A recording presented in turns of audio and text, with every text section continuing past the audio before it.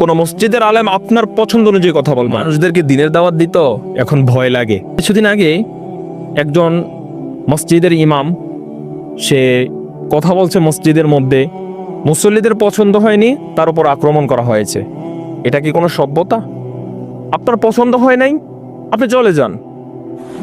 হুজুর আপনার পছন্দ অনুযায়ী কথা বলবে না। মসজিদের মধ্যে কি আর কোনো মুসল্লি ছিল না? এত মানুষ থাকার পরও কেন কেউ প্রতিবাদ করলো না? তো দেখেন আমাদের পাশে কে আছে?